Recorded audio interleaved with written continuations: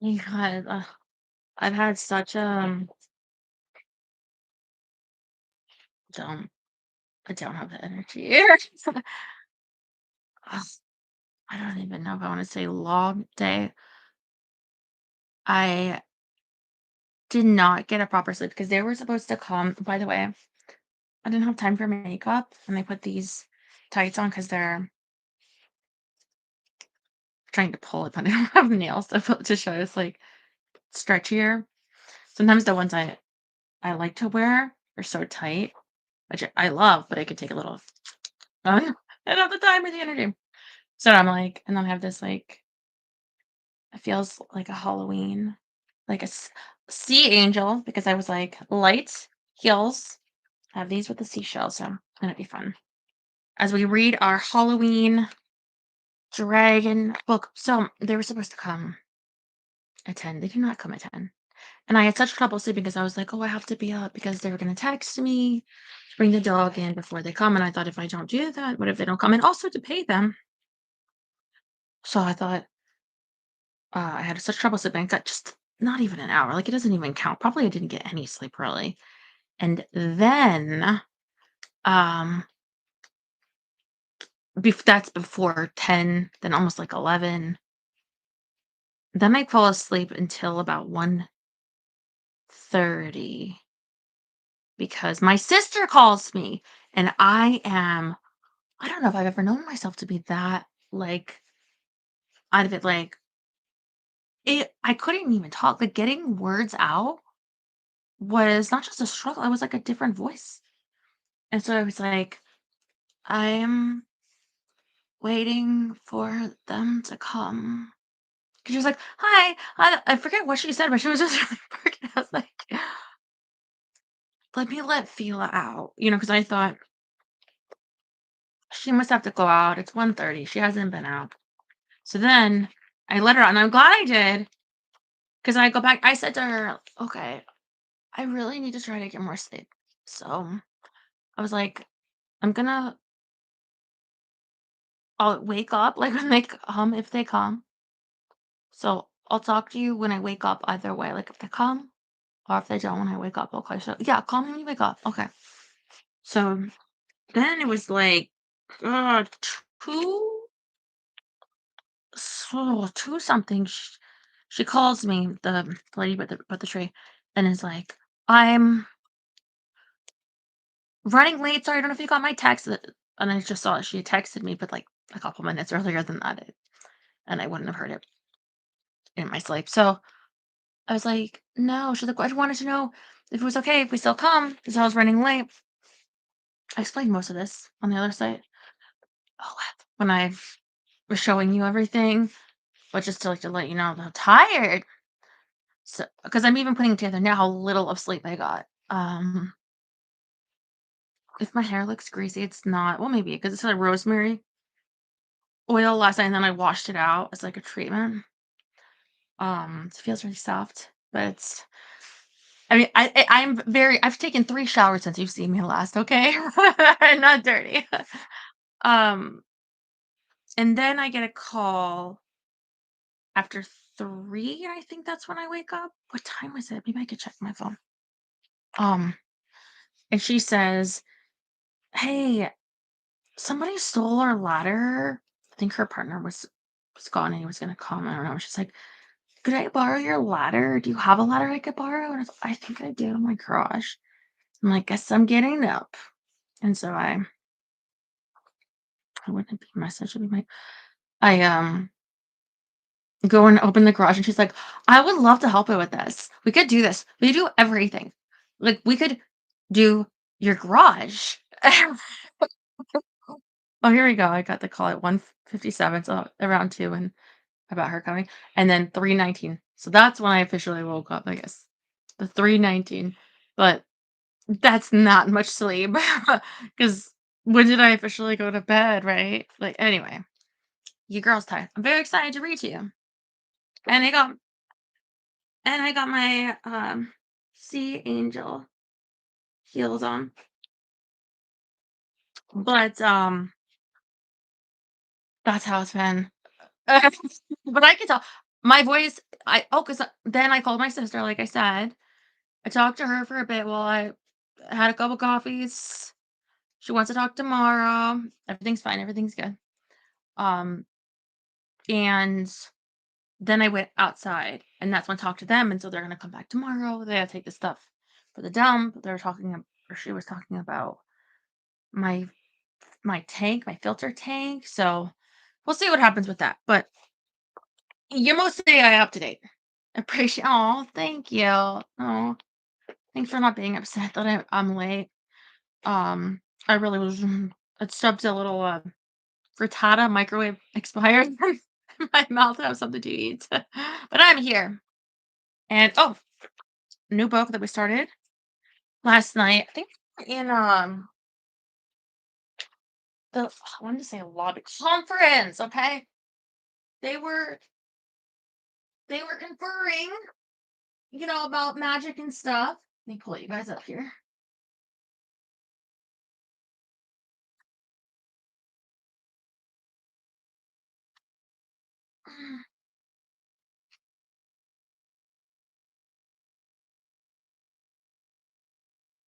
Ugh. I actually have some angel wings I'm thinking of wearing. Maybe oh, you know what? Um, I should wear it on California, the whole nation. on, I almost said on Obama. That's just an ad. I don't know why it's saying. Thanks, Obama. But what is it, you guys? Um, uh, what is he even talking about? What's going on in California? Does anyone know? Why is the nation counting on me? Anyway. Um, oh yeah, the angel wings on the other side while I bring you heavenly joy. I think it will be nice. You can get me to sleep. All right, let me read you to sleep. All right. Oh yeah, Fila was barking. You know what I did? I gave her ice cream to fill her mouth. Hello, like literally genius levels of genius. Chapter 4.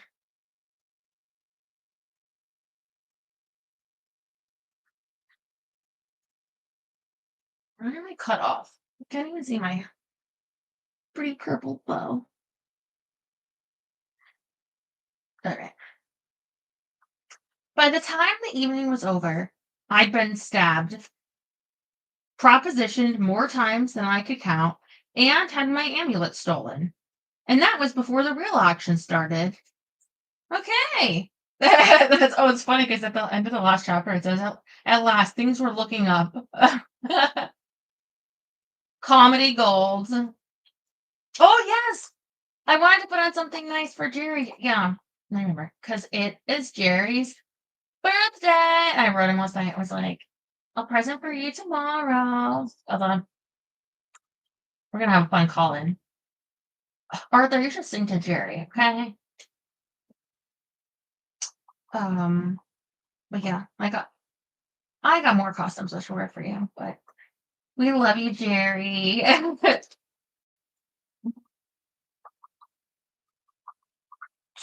Hello, I am Tiffany. You're a guardian, aren't you? Here is my card.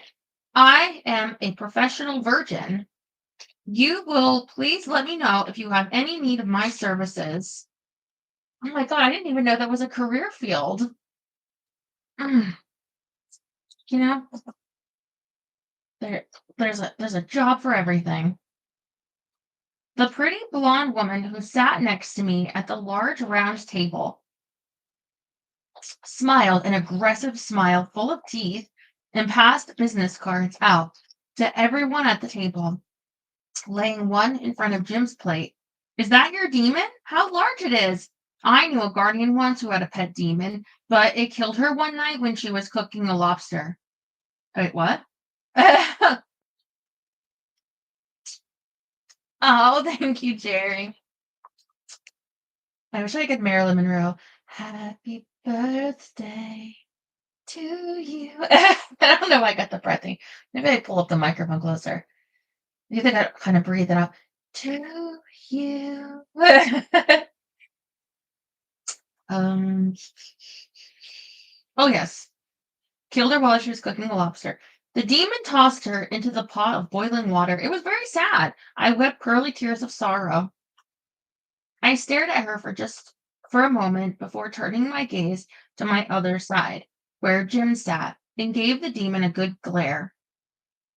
Its eyebrows rose. Hey, don't look at me. I don't even like lobster.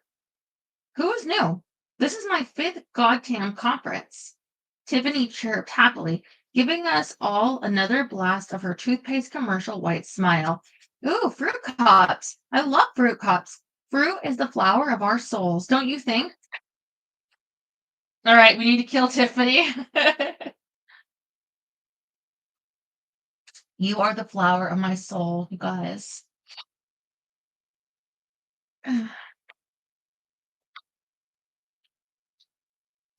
There were 8 of us at the round table, one of about 200 tables that filled the huge conference ballroom. We were sitting along the left edge of the room, near enough to the podium that we could see the speakers, but out of the main crush in the center of the room.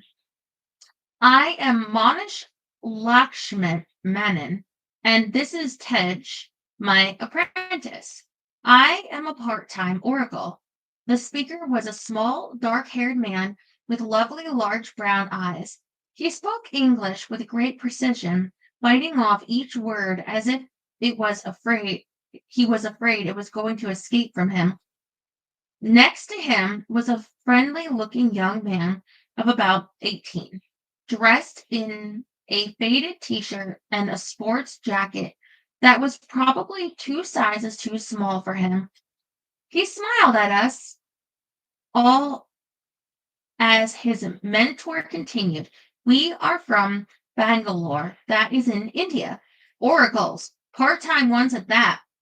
A woman on the other side of Jim with big moused 1980s hair snorted in an Ozarky twang, digging her elbow into the rabbity man next to her.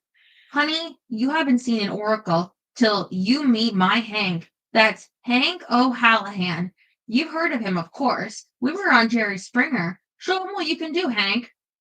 Hank, wearing a slightly hunted look, sat up straight as everyone at the table looked at him. One hand automatically tugged at his tie until it was a bit askew. Oh, here. You think here, Marva Bell? Is that, a good idea? Someone might overhear. There are those book people who are interested in my thoughts. You remember. A suspicious look stole over his wife's face as she narrowed her eyes at the rest of us.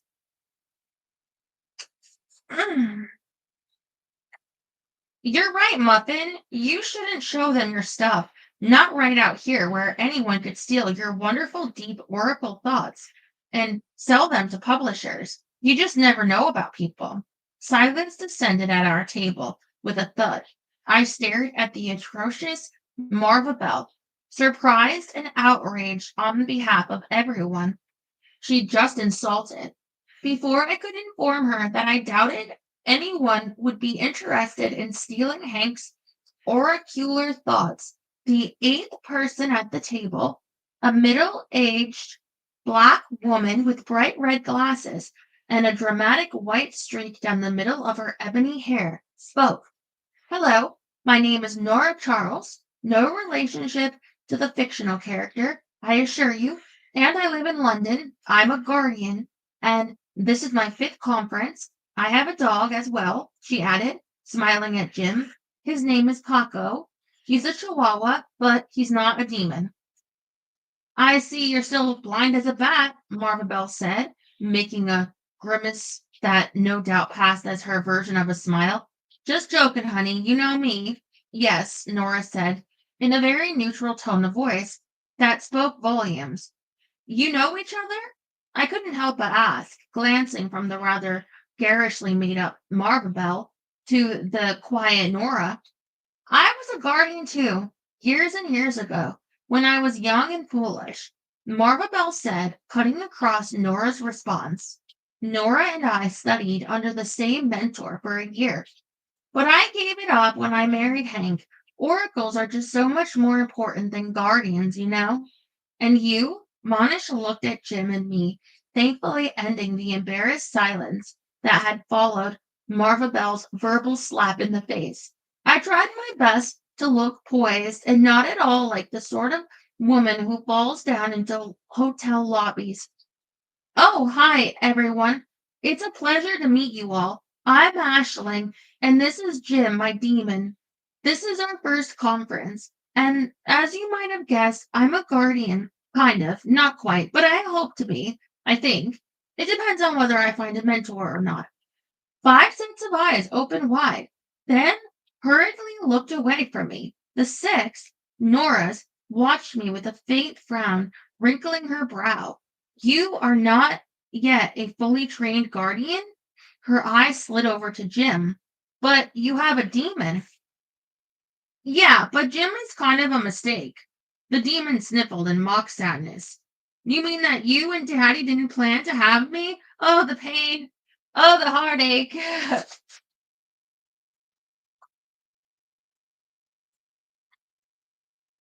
I pinched its paw. When I say mistake, I mean my hands waved around in an inarticulate sort of manner. The rest of the table watched me with a silent avidity, waiting expectantly. I gave up trying to come up with a lucid explanation of just how I'd come to summon Jim. There was no way I could explain without taking up the rest of the evening. Well, I guess mistake is as good a word as any. No, I'm not a trained guardian. I'm here hoping to find someone who'll be willing to teach me all the ins and outs of the job. I don't suppose you're looking for an apprentice. As it happens, I am, she said, her gaze dropping to the bowl of chilled fruit that a waiter had set before her. Ah, she looked less than thrilled with the idea of me. Then again, she might just be shy. Perhaps we can talk later. The waiter placed a bowl on Jim's plate, then slid one in front of me. Nora murmured something about setting up an appointment. I heaved a mental sigh over her lack of enthusiasm and shook out a napkin to tuck into Jim's collar. I believe we can start. Everyone else is eating, Tiffany said, flicking a long blonde corkscrew curl over her shoulder, suddenly freezing into a pose with pouting lips and arched neck. I was just about to ask her if she was all right when a flash went off behind me. A photographer skulked over to another table. That was Shy Eyes, Tiffany said to me.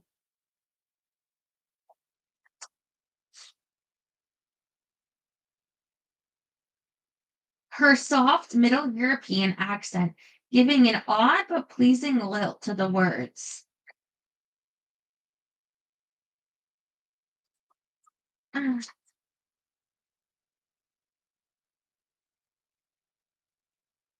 Wonder are they bending spoons around the oracle? Would that impress you if someone could bend a spoon?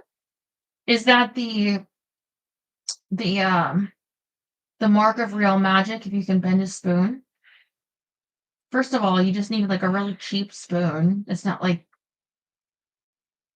well, silver is soft now. Either way, or heat, right? Maybe would melt it to just look like. Wait,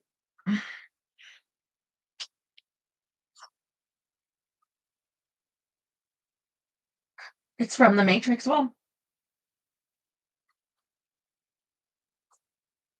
the Matrix wasn't magic, right? It was just like I don't remember. It's been a while.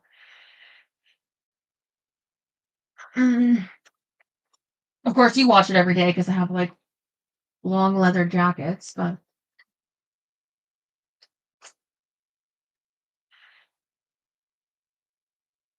mm, I beg your pardon, Shy Eyes. It is one of my fabulous looks. I have many of them. In addition to being a professional virgin, I am a model, very much successful. I do it because being a professional virgin doesn't take up much of my time. And, the world would be much happier if everyone used their time to smile. I like to share my smile with people everywhere. It is a duty when you are as beautiful as me. Do you not think? Uh, sure. I picked up my spoon, stirring the fruit, and wondering why weird people always seem to sit next to me. Then again, I was the one with the demonic newfie. Oh Lord, I had become one of the weird people. Oh, thank you, Rob. Yes. Yes. Is it fitting for today of the tree? But I think they did a good job, just the two of them. Must have gotten that letter, and I thought it was pretty good. More than I could do.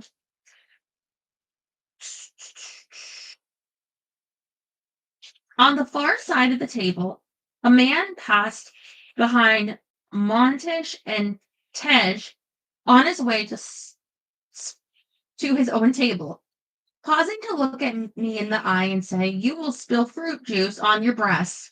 The spoonful of chopped fruit and fizzy citrusy dressing that I was in the process of piloting to my mouth splattered down my front. What the damn it? I swore, throwing down the spoon and grabbing the thick linen napkin.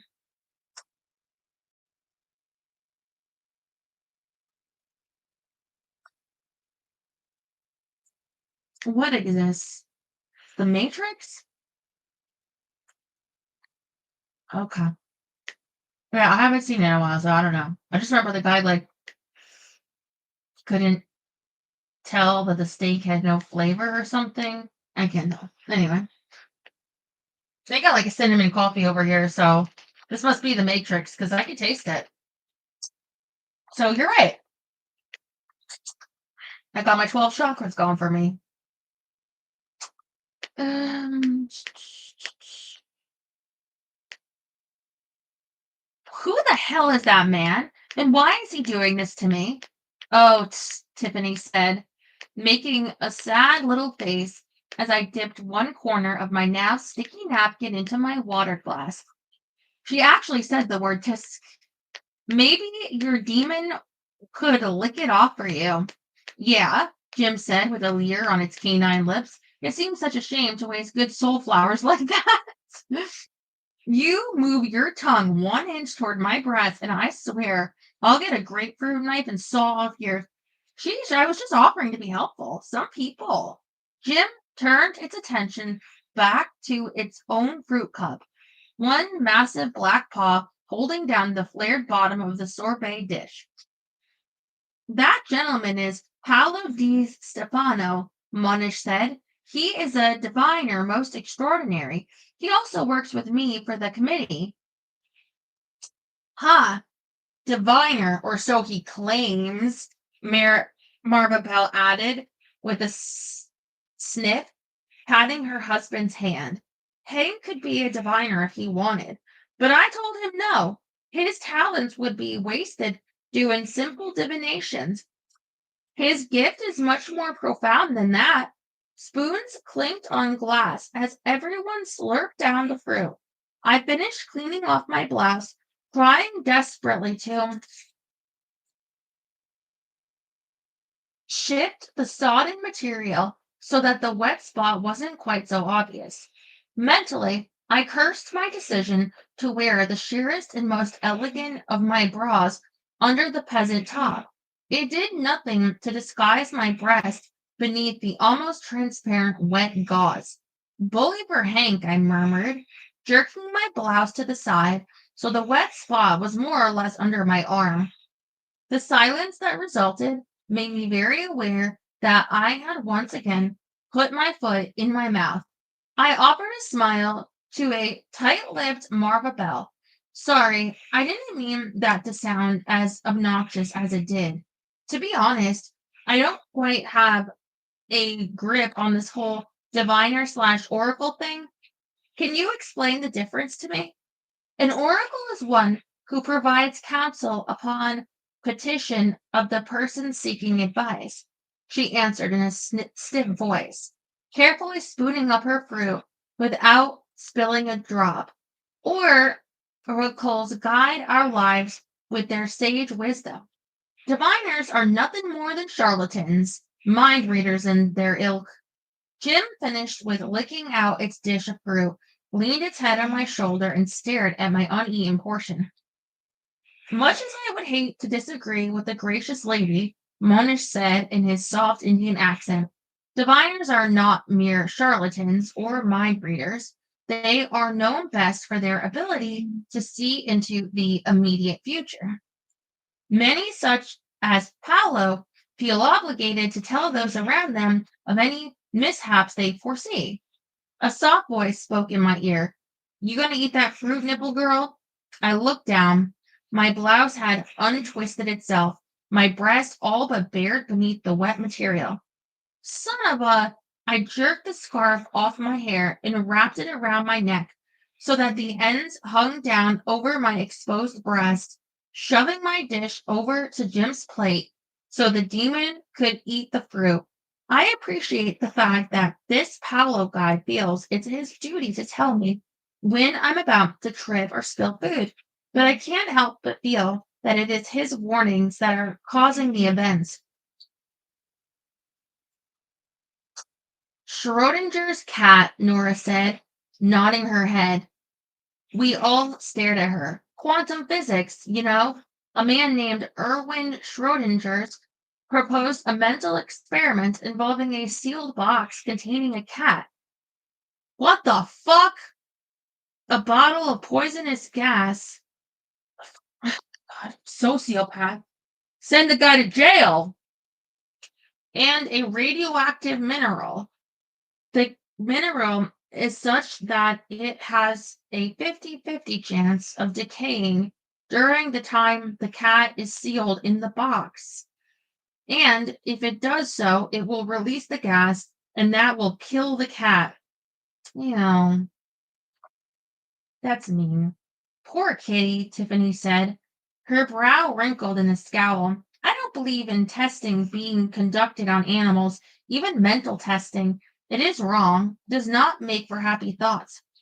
Schrodinger, I think I've heard of him, I said slowly, digging through my memories to the summer I was madly infatuated with a physics professor and took classes that made absolutely no sense to me.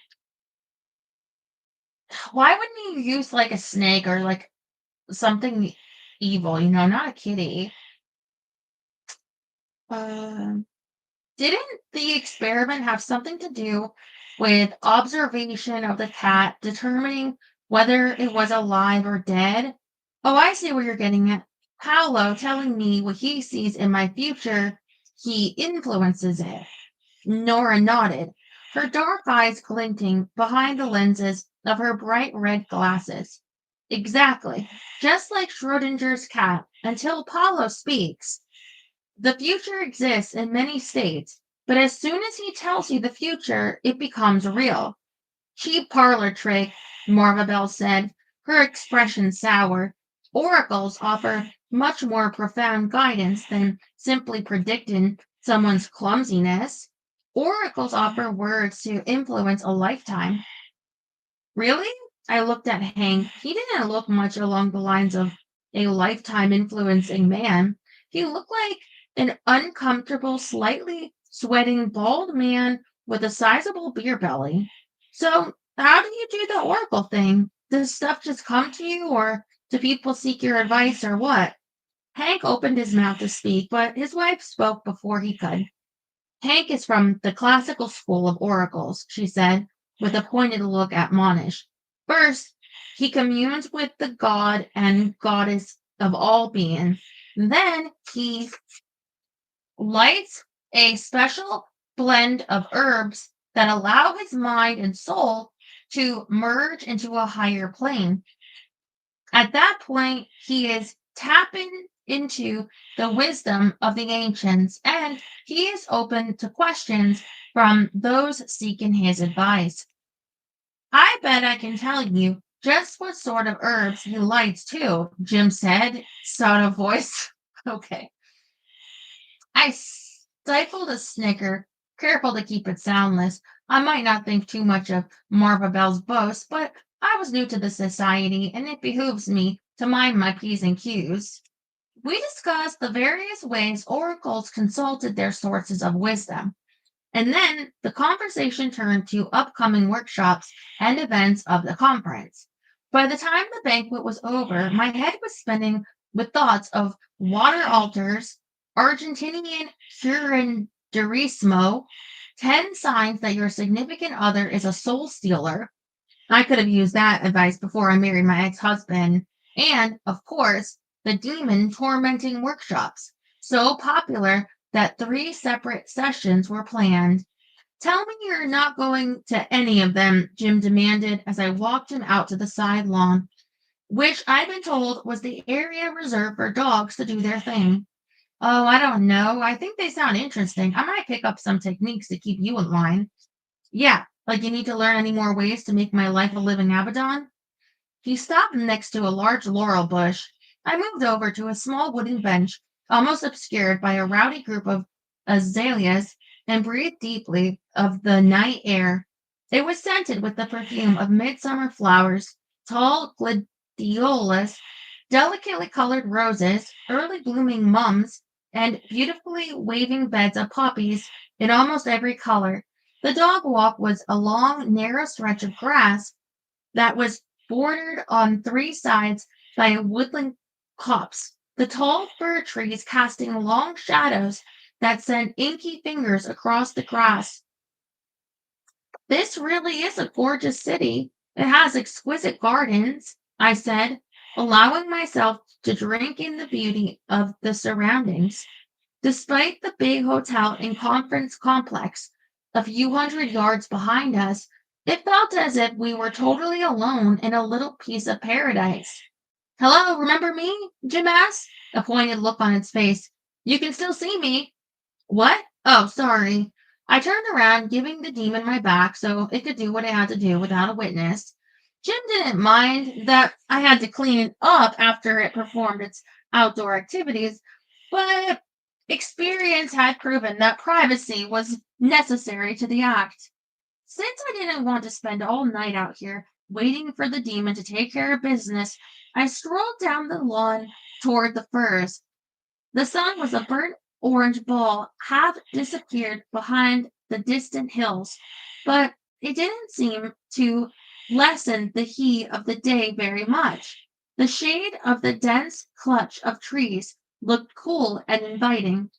From behind the nearest tree, a shadow separated from the copse.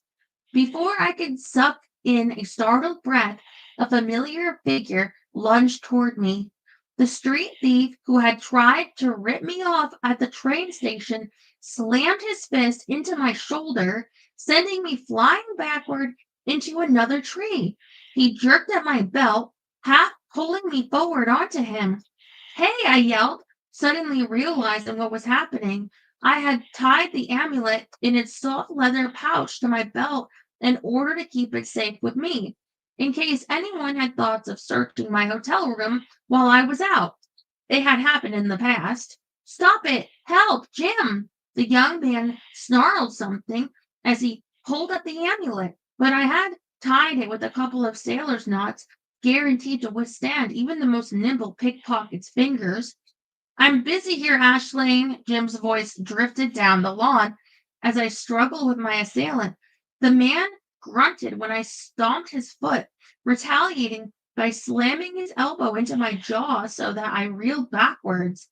Effort, Jim, I command thee to stop thy pooping and help thy master right this friggin' second, I yelled, my fingers clawing the man's hands as he fought to release my belt.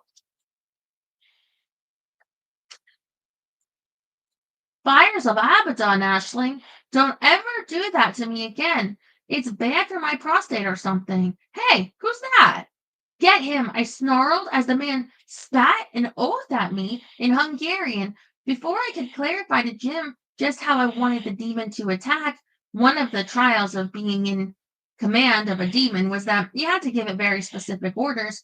A glint of silver flashed in the man's hands. He had a knife, and that would one that would laugh scornfully at my intricate sailor's knots. Damn him. I tried to remember everything I learned in my self defense classes about disarming a man with a knife, but before I could put it into practice, the man slammed his forearm against my neck, pinning me to the tree. I reached up to poke my fingers in his eyes just as his knife swung forward in an arc intended to sever the leather straps binding the pouch to my belt. I screamed as the knife slashed through the thin gauze and reached my tender flesh.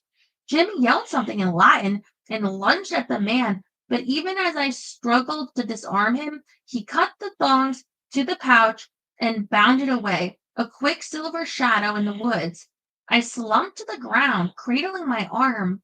Are you all right? Jim asked. How bad are you hurt? Should I go after him?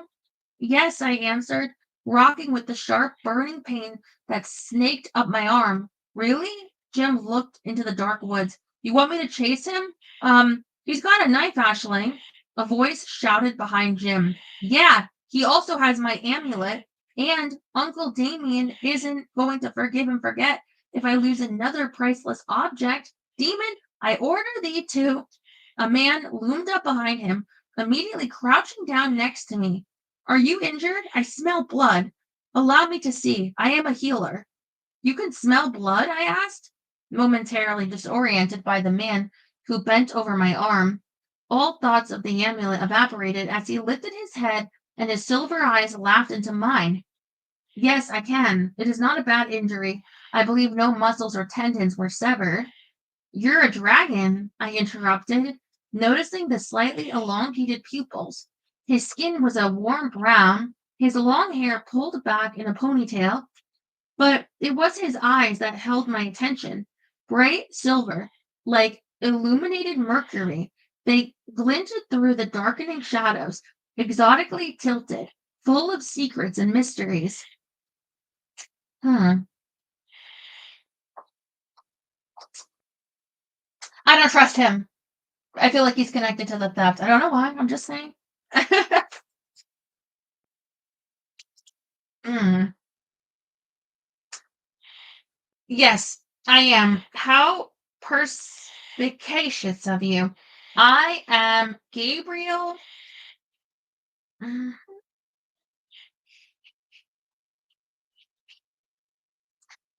how? I have the honor of being the wyvern of the silver dragons. And you? He brushed aside a ruffle of my blouse, exposing the brand on my collarbone that Drake had left the month before. You are a wyvern's mate. Just what we need, another wyvern, Jim drawled, sitting down next to me, giving Gabriel a piercing glare. Look, she's been hurt, okay? Why don't you get on with the healer thing and stop flirting with her? She's got enough to deal with without you, too. To deal with without you, too. As much pain as I was in, I had to admit, Jim's protective stance warmed my heart a little bit. Gabriel's finger traced the circle pattern of Drake's brand. This is the symbol of the wyvern of the green dragons. You are Drake Virio's mate. Not necessarily, I started to say, wanting to refute anything to do with the handsome, arrogant man who had the tendency to literally haunt my dreams when he was so inclined. Gabriel's blinding smile stopped me. Ah, good. You are versed in dragon lore. Then you know that a wyvern's mate is subject to the laws of lusus naturae. Huh? Lusus naturae. It is a Latin for whim of nature. His fingers caressed my jaw as he pushed a curl off my face. Simply means that a wyvern may challenge another for the right to a mate. You have got to be kidding, I gasped, my brain grinding to a halt at the idea of what it was he was saying. Jim heaved an exaggerated sigh. Oh, great. Now you're going to be into threesomes. I can't wait to tell Drake about that. A challenge for the mates. Chapter 5. What was I gonna say? Oh, so are not all dragons healers, but some of them can also be healers, or was I just making that up? Mm. The amulet, I shouted, glaring at Jim before I pushed my way out of Gabriel's near embrace. You have lost an amulet? He asked, looking around the flower beds and the lawn. No, the man who stabbed me stole it. Ah, I see, it is valuable. I opened my mouth to say it was priceless, but remembered in time how dragons reacted to any form of treasure. They were hoarders, acquiring treasure to be hidden away in their lairs. And even if the amulet had no gold, which acted more or less like the dragon version of catnip, it was still a very valuable piece. It's valuable to me, I said, choosing my words carefully. I'm a courier, and I'm supposed to deliver it to someone here in Budapest. I have to get it back. Sit, he ordered, pushing me back to the ground from which I had struggled to get to my feet. I will find this amulet for you. But how? I knew from the experience of the previous month that each of the four dragon septs had special skills for which it was known. Drake and the members of his sept were master thieves, while the blue dragons, headed by a veritable god of a man named Via Blue, were trackers extraordinaire. But Gabriel had said he was a healer. Yeah, but the blue dragons were also like mind readers too.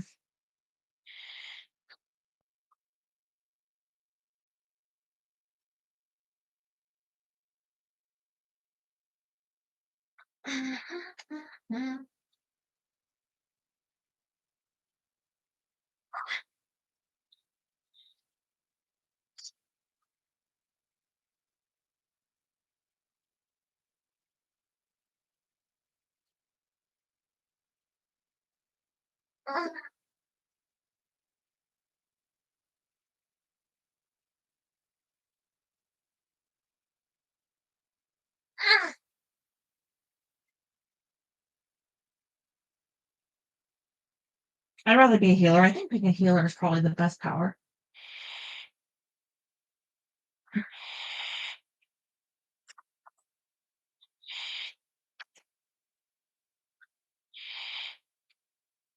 Like, oh, Drake is a master thief, and the other one's a healer. I mean, I feel like that's better than a thief.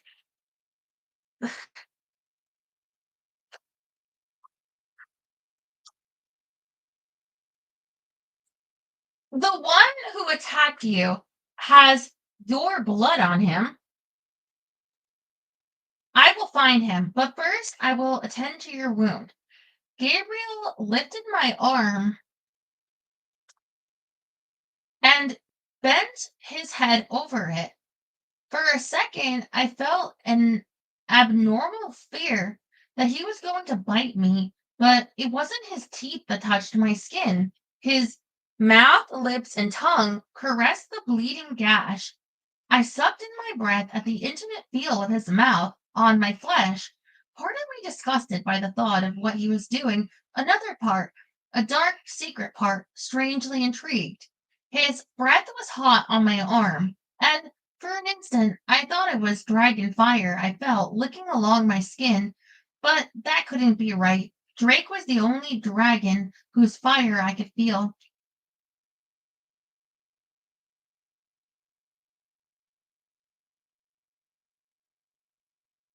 Gabriel looked up from my arm. A tiny bead of my blood in the corner of his mouth. His tongue flicked out to suck it into his mouth, his eyes smiling at me as he leaped to his feet and quickly scented the air. Then he was off with the grace of a very male, very sexy gazelle. Holy cow, I said, my breath made uneven by the experience of his type of healing. I'm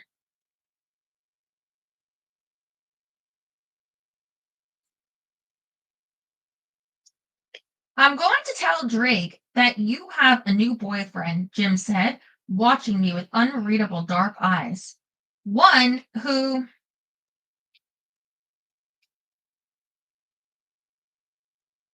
likes to suck owies. I'm a demon, and even I think that's just gross. I looked down at my arm. The long cut was still red, but it had closed and stopped bleeding, as if there was something in Gabriel's saliva that promoted healing. You say anything to Drake at all, and I swear we'll go to the neutering clinic. Have you ever heard of a dragon who can heal? Sure, dragon spit is well known for its healing properties. I glanced up at Jim, puzzled by the sarcastic tone in its voice. Not. Dragons aren't healers, Ashling. They take, they don't give. You know that. Well, this dragon has something going for him because not only is the pain gone, but the cut is closed. Come on, maybe you can track the guy who cut me. Or Gabriel. I need that amulet back, and as much as I appreciate Gabriel's first aid skills, I don't trust him where treasure is concerned. We ran through the copse of trees, emerging on the other side to find ourselves in a rock garden filled with exotic plants and a little waterfall that splashed prettily down a mossy cliff. Oh man, now I gotta pee, Jim complained as we ran by the waterfall to the stretch of lawn beyond it. You do not. It's just a psychological thing. Do you smell either Gabriel or the guy who did the slash and dash?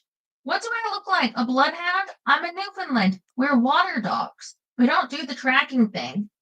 We ran up to the outer edges of a church ruin. Beyond it was an open air theater. I stopped next to a marble plaque marking the site of an ancient convent, clutching it for a moment as I caught my breath. Jim panted beside me, its tongue hanging a good 6 inches out of its mouth. This is ridiculous. This island is something like a mile and a half long, and who knows how wide. We'll never be able to find them if you can't track them. I'm not the only one around here who can do something. You're the one who wants to be a guardian, so do your thing. Look around you. I opened my mouth to snap out a nasty comment, but closed it without saying anything. Jim was right, damn it.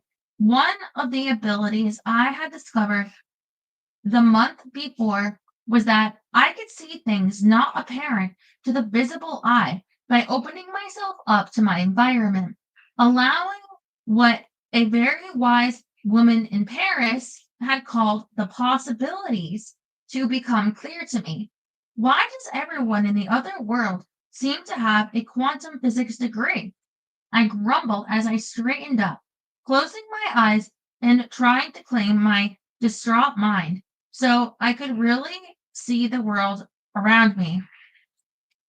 What do you see? Jim asked as I opened the door in my mind that allowed my mental sight to see reality.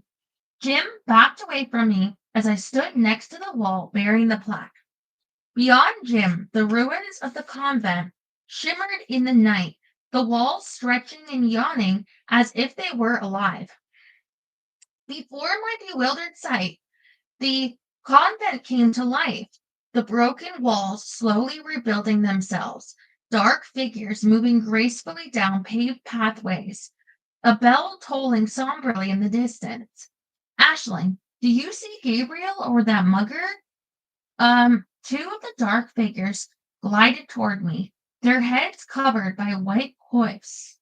No, not Gabriel. I think I'm seeing a memory or something of the convent. Ghosts? Cool. Where? Oh, yeah, the two over by the well. Do you mean? I turned my mental vision on Jim. What do you mean the two over by the well? You can see ghosts? Why didn't you tell me that? Jim shrugged. You never asked.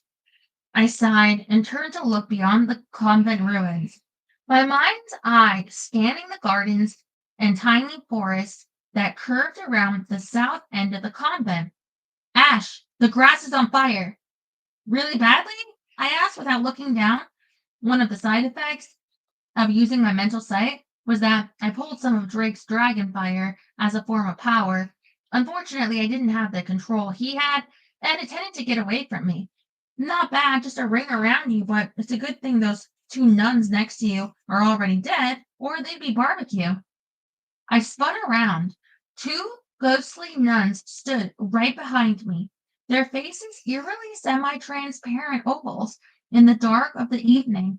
As I stared in horror, one of them stretched a beseeching white hand toward me. Criminy, why didn't you tell me they were right? Ow! You're standing in the middle of the fire, Jim said helpfully. I jumped out of the 4-inch thick barrier of fire and stomped my foot on the cool grass to put out the flames that licked the toes of my shoes. Damn it, these aren't new. Why didn't you tell me they were there? I thought you knew. I eyed the two see-through nuns a bit nervously. I'd never seen a ghost before. What if they went all ghoulish and crawling with maggots on me? Do you think they're here just to say hi, or are they like sentinels or something trying to keep me away from the ruins? Ghosts aren't evil, are they? Who knows, maybe. And what planet are you living on? Ghosts are ghosts, nothing more. Oh, thank you. That's a fat lot of help. What do you think they want? Jim looked at the ghosts. Their images wavered in the heat of the fire. Dunno. You could ask them. Ask them? You mean they'll talk to me? But I'm a guardian, almost. Can guardians talk to ghosts too? You can talk to whoever you want to, if you know how, Jim said, with a disinterested sniff. They probably want you to do something for them so they can find their rest. That's the usual modus operandi of ghosts. You going to take care of that fire? I don't have time for ghosts, I said, wringing my hands, stopping myself when I realized what I was doing. Only gothic romance heroines wrung their hands. I was a modern professional woman, one whose life had no room for hand wringing. I have to get that stupid amulet back. Then I have to find the hermit and figure out what this horrible ritual is that I have to pass in order to find a mentor. Not to mention finding said mentor, figuring out just what the devil Drake is doing here, and who that woman is who slinks around like she has snake hips, as well as why she gets all touchy-feely with Drake. Jim snickered. I'm sorry. I told the two ghosts. I pulled out the planner notebook from my purse and showed them the entries for the next few days.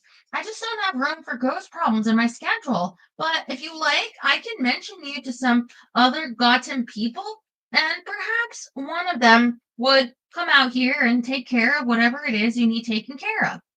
The ghost shimmered sadly, regret and sorrow seeming to leak out of them and wrap around me. Look, I said, pointing to the notebook. No time, see? Busy ashling.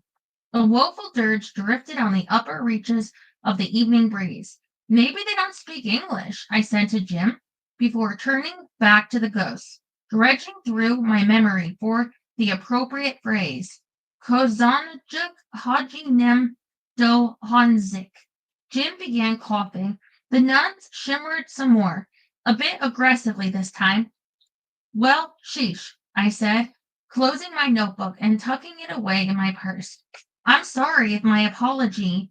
You said, and I quote, thank you for not smoking.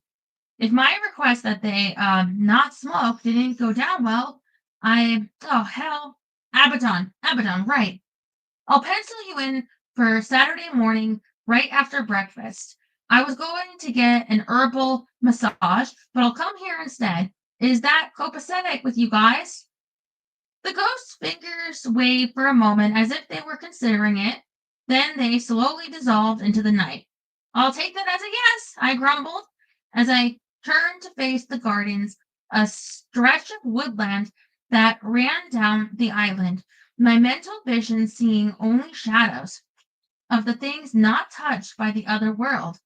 A flash of silver slipped through the trees, resolving itself into the figure of a man walking toward us. It had to be Gabriel. There he is. Does he look like he has the amulet? You're the one with the supervision, not me. You going to let the place burn down or what? Oh, my vision returned to normal as I glanced back at the ring of fire that was burning merrily, as had happened before when I used my guardian abilities to see. A pang of regret whispered through me, leaving me mourning the fact that the world looked so much drearier and mundane in reality. Put it out for me, would you, Jim? I'm going to go see if Gabriel got my amulet back. Put it out, Jim asked, his voice rising as I walked off toward the distant figure. Just how do you expect me to do that without a fire extinguisher? Pee on it, I yelled over my shoulder. The last sign I had of the demon was it lifting its back leg and hopping around the fire. Considering the amount of watering Jim did on bushes whenever I took it on walkies, I knew it would have no difficulty putting out a small fire. I realized as soon as I saw you coming toward me that I don't know your name, Gabriel said as I ran up to him.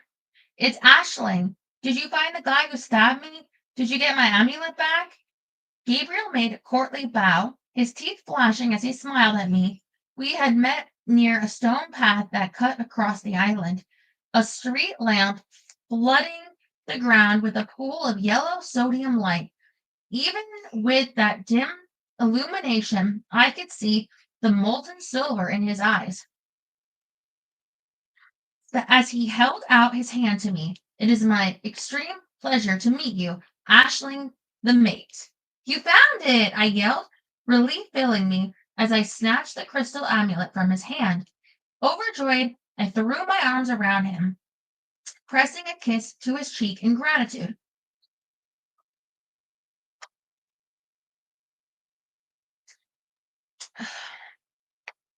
Terry, they didn't say the nuns were evil. They were ghosts, but they didn't say they were evil.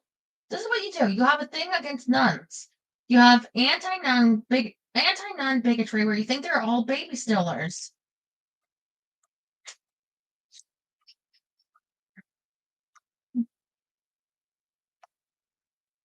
Thank you so much. Did you have any trouble with the guy? Who is he? Did you beat him to a pulp?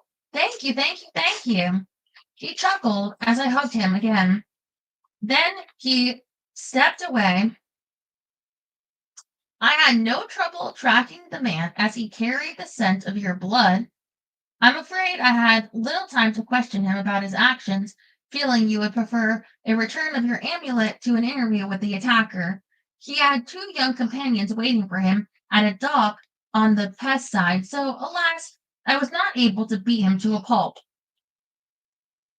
3 thieves? The one who stabbed me was the same guy who tried to steal the amulet at the train station. Due to the high number of tourists, this area is a target of thieves. No doubt they followed you to the hotel and have been waiting for another chance to rob you, Gabriel said, gesturing toward the amulet. It might be safer if you wore it beneath your clothing rather than carrying it. Yeah, but how do they know I was here? Gabriel shrugged. It wouldn't be difficult for them to follow you if they thought you were worth their effort. That didn't seem very likely, but then again, how likely was it that someone would randomly pick me out to stab? Regardless of why they picked on me, I owe you more than I can say. Indeed, he said, with a sudden flash in his bright silver eyes. I wondered at it for a moment, but let it go in favor of more important concerns. I hope they didn't give you any trouble. I ran my eyes over him quickly, worried that he might have been injured as a result of his chivalrous act. As a dragon, he was more or less immortal, but even a wyvern could be killed. It just wasn't easy. Nothing I am unused to, Gabriel said, laughter rich in his voice. I can't tell you how much I appreciate this, I said, looking at the crystal amulet. My uncle would kill me if I lost another one. You've lost an amulet before.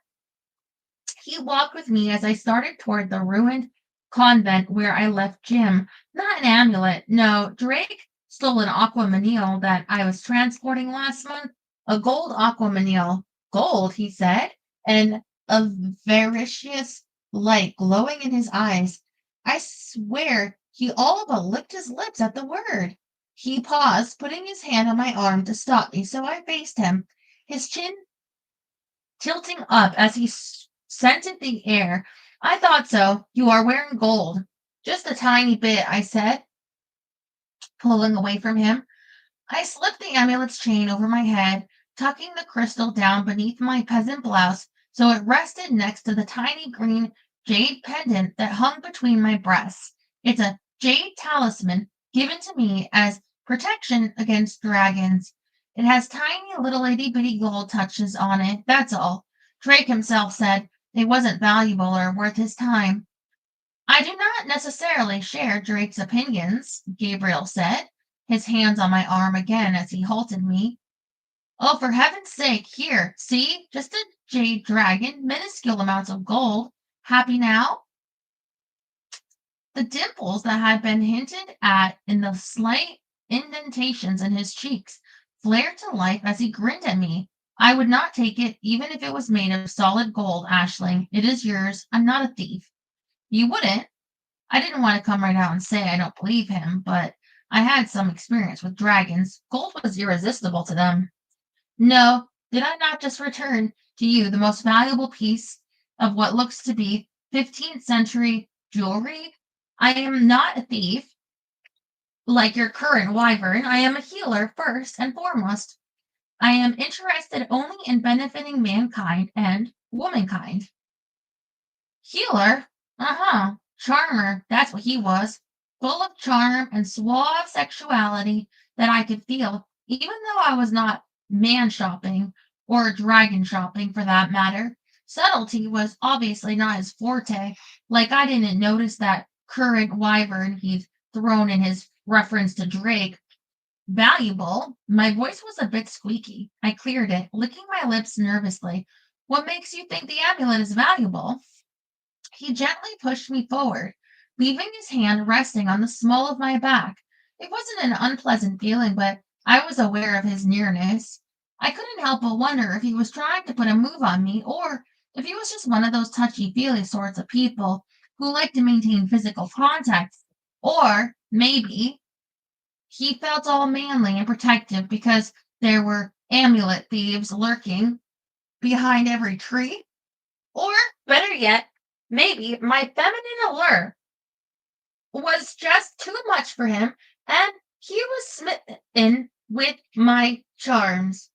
I fluttered my eyelashes as I peeked up at him. You are employed to transport an object to a man in a different country. There is much expense involved in such an act. Thus, the object itself must be worth a great deal of money. Then again, he could just be keeping me within arm's distance so he could snatch the amulet and run. I felt a little fudging was necessary. I would not lose another antiquity to a dragon. That would make sense if the only reason I was here was to deliver the amulet, but I'm here to attend the Gotham conference. I told my uncle I'd bring the amulet so he wouldn't have to go to the expense of shipping it. Not the truth, but not quite a flat out lie either, so it didn't really count, I hoped. Ah, I see.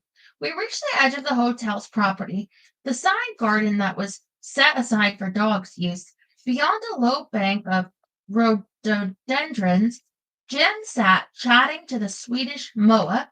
I was grateful the demon hadn't gone off on its own, since I had no idea how I was supposed to retrieve it from the limbo it would find itself in, if one of Gotham officials found it alone. I knew you were a guardian, of course, but I had forgotten about the conference. Yes, you are here for it. Yeah. I stopped and gave Gabriel what I hoped was a friendly, but not too friendly, smile. That's why I'm here. Why are you here, if you don't mind me asking? I kind of gathered from Drake that you wyverns don't get along too well. So I'm a bit surprised to see you staying in the same hotel he's at. The faint smile that lingered on Gabriel's lips faded as he gave me a quizzical look. I'm here for a Sarkany, what you might call a peace summit. A summit? As far as I knew, dragons had nothing to do with the Gotham conference.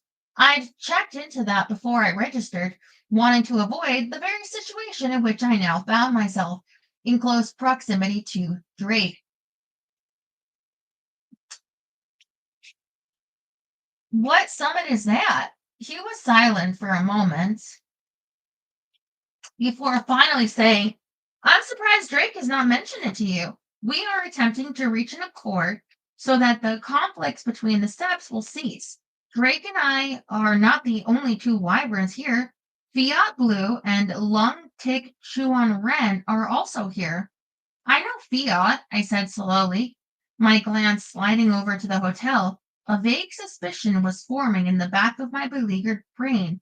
But I don't know the fourth wyvern. He must be with the group of Asian people Drake met earlier. No, Chuan Ren is a woman. Gabriel flicked an amused glance my way. A lovely woman, lovely, but very deadly. She is the wyvern of the red dragons. You have heard of them, of course. I shook my head, pieces of the puzzle falling into place, a spike of happiness overlaying the questions surrounding Drake's appearance. I quelched the happy thought that the only reason he was escorting the Chinese woman was because she was a fellow wyvern, and reminded myself that it was nothing to me what the dragons did. He has not spoken to you of her. Gabriel made a half shrug. Then I will leave it to him to detail her history. I didn't know things were really dicey between you guys, I said, one eye on Jim. A couple of people with small dogs were at the near end of the garden, but no one was close enough to hear my conversation with Gabriel. I hope the accord goes well. Drake isn't really forthcoming with a lot of information, but to be honest, I haven't asked him about much. And as for me being his mate, well, he hasn't quite accepted the fact that I turned down the position. Excellent, he said, clapping his hands together in a gesture of pleasure. Then it will be that much easier to challenge him. Oh, a challenge.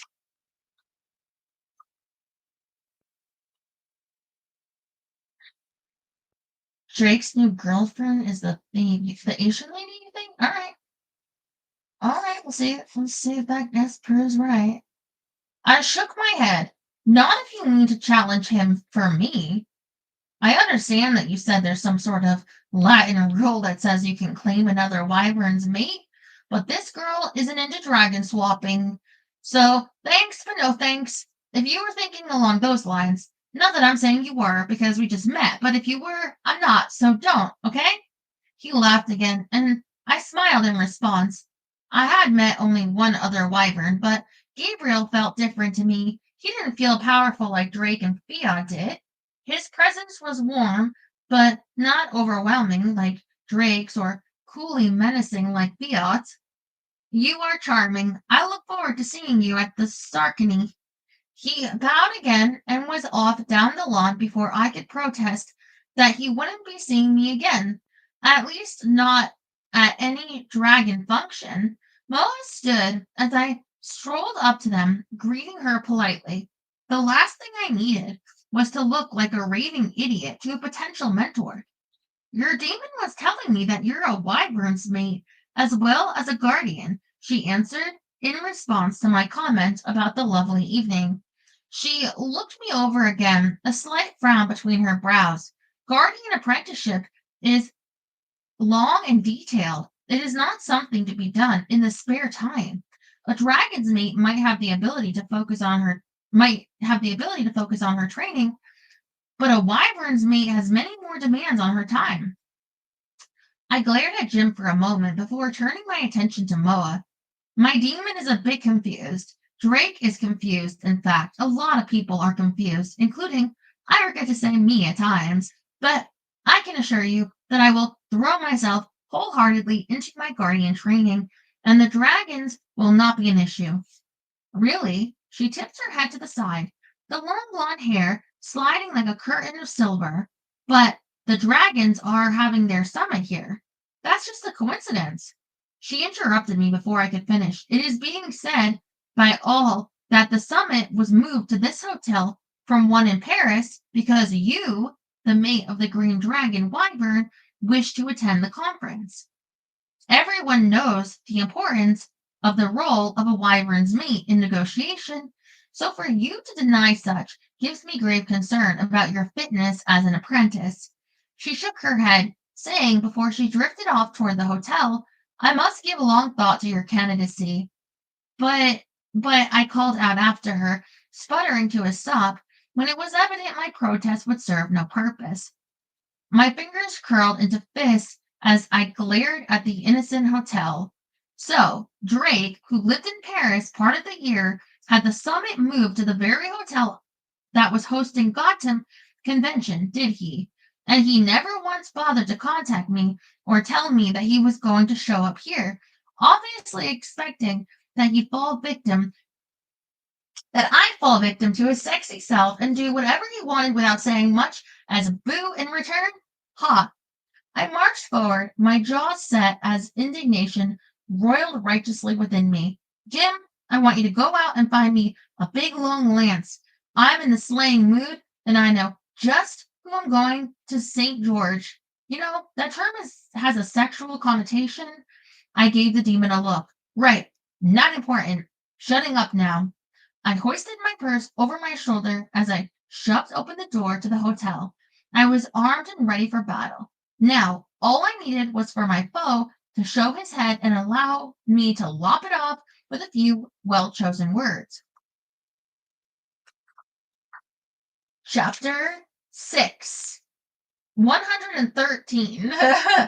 There's just nothing so amusing as a really ticked-off guardian wannabe in dragon-slaying mode when there are no dragons around to oblige her. I snarled something obscene to Jim as I turned and paced past the demon for the 114th time.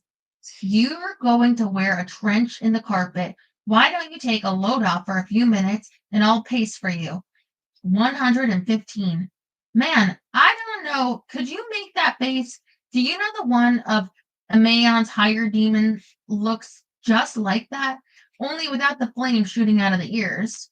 I stopped pacing long enough to feel my ears, realized Jim was exaggerating, shot at another glare that should have stripped every last hair off its furry body, and resumed pacing. 116.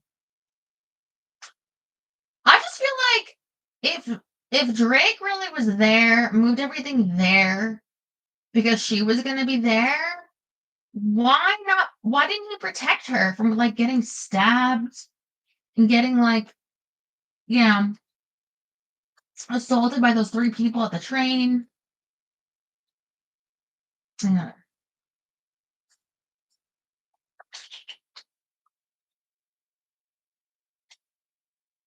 I just thought just the thought of a little levity would help the long hours pass until Drake comes back from his date with that Chinese babe.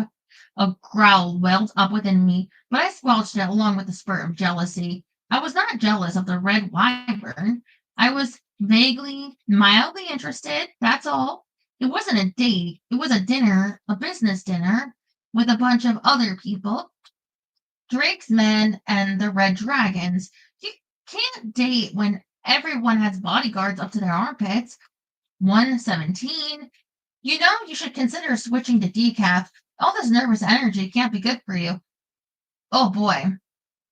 I spun around, my heart leaping at the hope that Drake had returned, but it was a blonde vision of godliness rather than a brunette, one that swanked his way across the lobby of the Thermal Hotel de New toward the small, out of the way corner where Jim sat and I paced. Fiat blue. So gorgeous, he made a GQ cover model look as if he'd been covered in hideous boils in comparison. Paused on its way to the elevator. What is it about dragon seps that they all take their colors so seriously? I asked Jim, crossing my arms over my chest as Fiat waved his two blue-suited bully boys toward the elevator before making a beeline for me. The man himself was dressed in a midnight blue shirt, embroidered with an opulent pattern of gold, open almost to his navel, and black linen pants that would probably cost more than my entire travel wardrobe. Would it destroy the whole social structure of the steps if Fiat wore something red and Drake stopped wearing those beautiful Italian green raw silk shirts? Jim lay down and put a big furry paw over its eyes. Dragons tend to be very literal if you haven't noticed. I said, then summoned up a polite smile for Fiat as he stopped before me, making one of those bows all the dragon boys seem to know how to pull off without looking like a hammy actor. Hi, Fia. Fancy meeting you here. He took my hand in his, pressing a kiss to my knuckles, his fingers oddly cool around mine. Jim had told me once that the blue dragon's element was air, which left them feeling cooler to the touch than other dragons. Ashling, it is my extreme pleasure to see you again. Might I hope you have changed your mind about that rude Drake and have decided to join your considerable talents with mine? You know I would welcome such a union. Like the other wyverns, Fia had a beautiful voice, his with a mesmerizing Italian cadence. I remembered just in time that one of Fia's skills was in mind reading, and quickly imagined myself in a thick walled tower with shutters clamped tightly shut. Fiat's smile turned a little brittle as I closed him out of my mind. Are you offering to fight Drake for me, Fiat? You gonna challenge him Draco at Draco? He froze for a moment, then touched a cool finger to the mark of my collarbone. I do not seek a mate, Ashling. What I am offering requires less commitment on your part, which I believe is something you find attractive. Join with me, and I will see to it that all your desires are fulfilled. I gave him a wry smile. You know, that would sound a whole lot more impressive if your nose wasn't twitching like mad at the gold on my dragon talisman. It's not me you want, Fia. It's what I represent. So, thanks, but I'm going to pass on your generous offer. His eyes, a dark blue, glittered at me as he tried to push his way through my mental barriers. Menace, always an undertone of emotion around Fiat swept off him and over me like I was a marshmallow trying to stop a steamroller.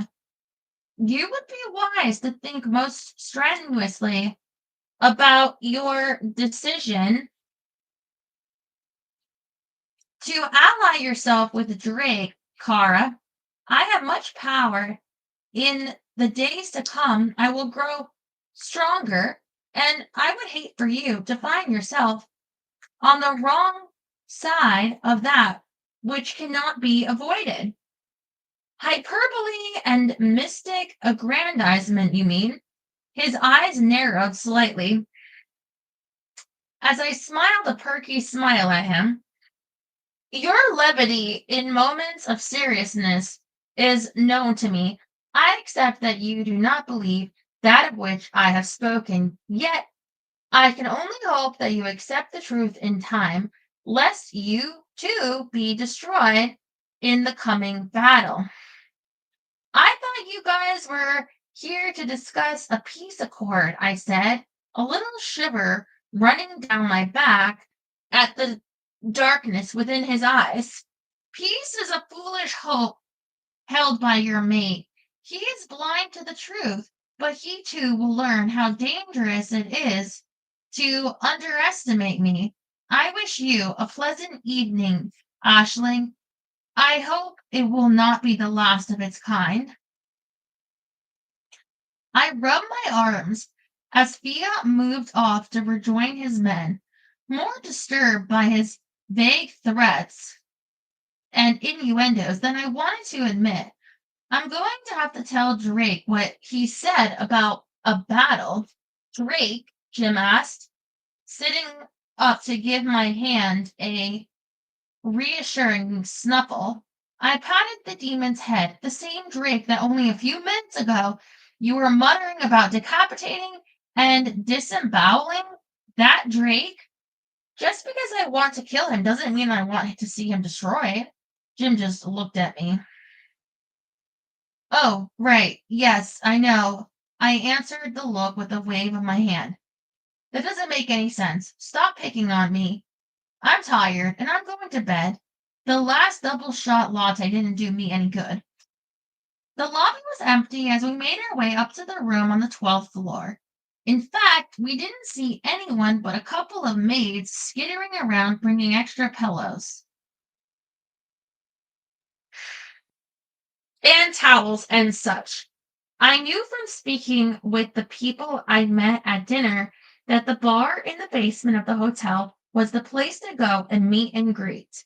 But the jet lag had caught up with me, and even though it was early evening, I decided to hunt guardian mentors tomorrow when I wasn't babbling like an idiot and clearly out of control of my emotions.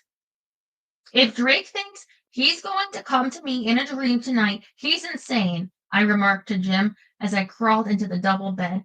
I'm wearing the dragon talisman. That ought to keep him at bay. Jim snorted on the bed of blankets I'd made it next to the open window. Look like that's worked in the past. I haven't been this pissed before, I answered, clutching both the dragon talisman and the amulet, which two attempted thieves had left me deciding was safer around my neck, where no one knew where it was. He'd just better watch out. I am not in a mood where I want any man in my bed, especially a sexed up stud. I woke up 2 hours later to find a man in my bed, murmuring sexed up, studly sweet nothings in my ear. Damn it, Drake! You can't just take no for an answer, can you? I mumbled groggily as I struggled to extricate myself from both the sheets that had twisted around my legs and the embrace of the man who leaned over me. I was about to punch him where I knew it would really hurt when something filtered through my sleepy anger. The man didn't smell right. I knew Drake's part woodsy, part spicy scent, and this wasn't it, which meant Jim! Rape! Help! Demon! I command thee to attack this man and rip his balls right off, and that's not a man, Ashling. Jim's voice, also sleepy, came from the other side of the bed. The man rolled off me as I freed a hand and clicked on the bedside lamp. I looked at him. He was a stranger, a nice looking man with auburn hair and a cleft in his chin, but still a stranger, a naked, aroused stranger in bed with me.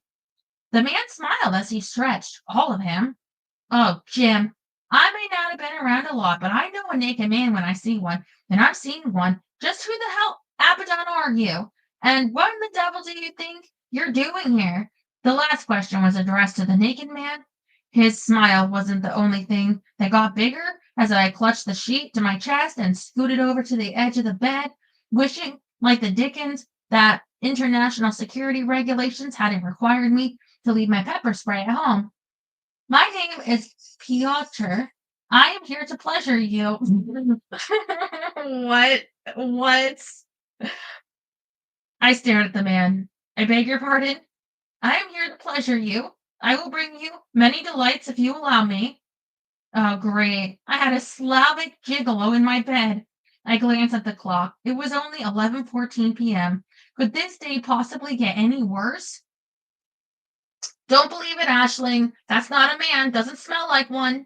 I made a tentative sniff in Piotr's direction. Jim was right. It didn't smell like any man I'd ever met. He smelled smoky, as if he'd been standing around a bonfire. Look, I don't know you, and I don't want you in my bed, and I certainly don't want you giving me any delights. So why don't you just get the many expletives deleted out of here and don't ever come back?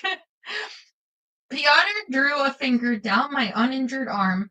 I will bring you the most erotic pleasure you have ever known, Ashling.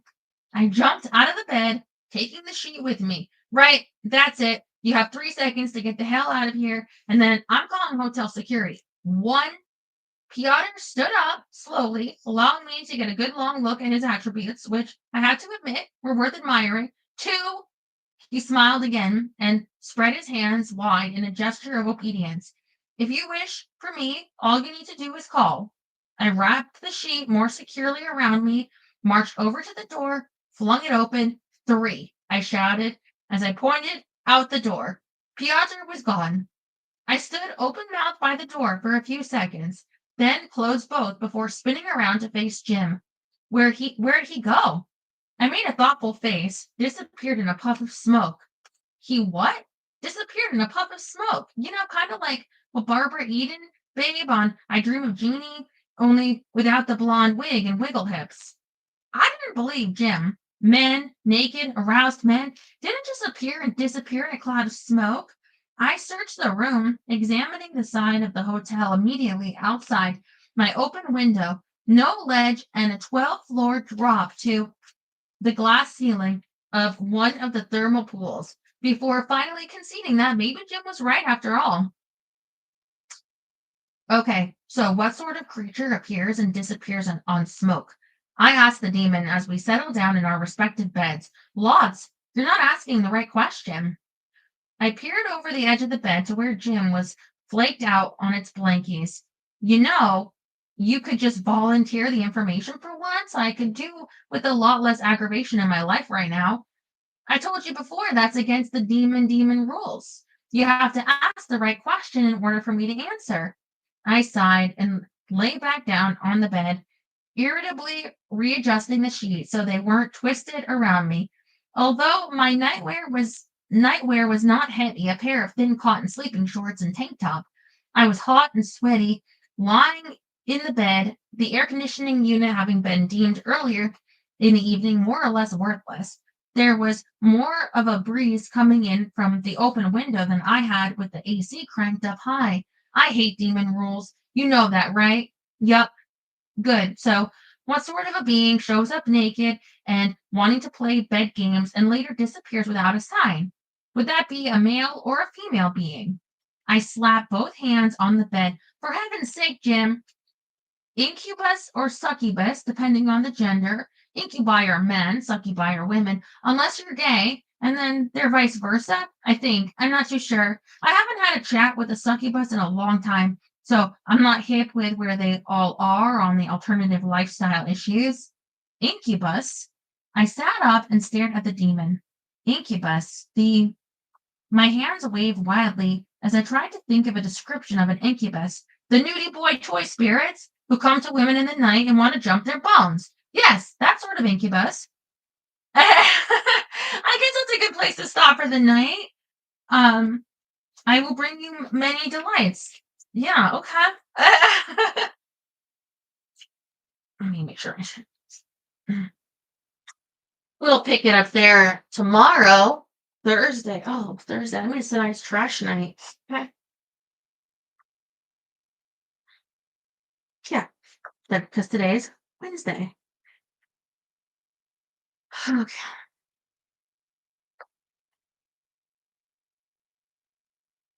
I love that they introduced ghosts now because it makes it even more Halloween. Bring on the Halloween. Boom. I'm pretty sure that was my costume once as a kid, where you put like a sheet over your head or something.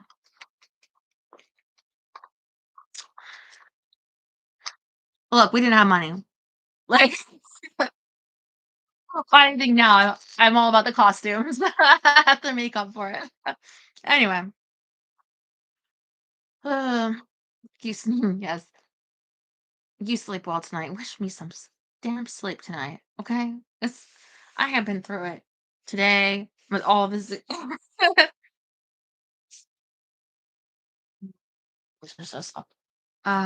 But yes, you know what? I'm quite proud of myself because I did get through it today. We're on our way. At least the pool should be better.